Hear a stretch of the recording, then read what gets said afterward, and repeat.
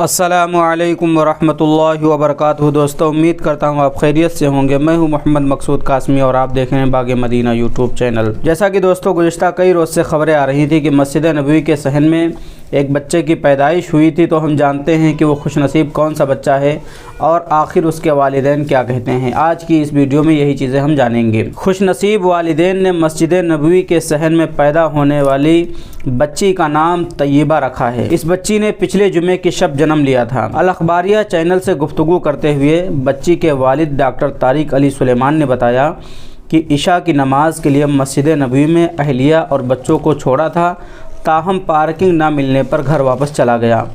इशा के फौरी बाद अहलिया ने रब्ता करके अस्पताल जाने के लिए कहा। हालांकि जिस वक्त अहलिया को बच्चों के साथ नमाज के लिए मस्जिद नबवी छोड़ा था तब तबीयत ठीक थी और डॉक्टरों ने विलादत का वक्त कुछ दिन बाद का दिया था। जो कुछ हुआ अचानक हुआ। तारिक के मुताबिक अभी अहलिया से फ़ोन पर बात कर रहा था कि अचानक कराहने की आवाज़ आई और राब्ता मुनक़ते हो गया। अपनी बीवी की सेहत और सलामती के हवाले से तशवीश में मुब्तला था। रास्ते ही में था कि एक नर्स ने मुझसे रब्ता किया और खुशखबरी सुनाई कि जच्चा व बच्चा दोनों खैरियत से हैं। बच्ची की वालिदा ने बताया कि अचानक तबीयत ख़राब होने पर मस्जिद से निकली और जैसे ही गेट नंबर 34 तक पहुँची तो मैं गिर पड़ी। वहाँ हिलाल अहमर का मरकज़ मौजूद है। अमले ने फौरी तौर पर तिब्बी इमदाद दी और बच्ची की विलादत अंजाम पा गई।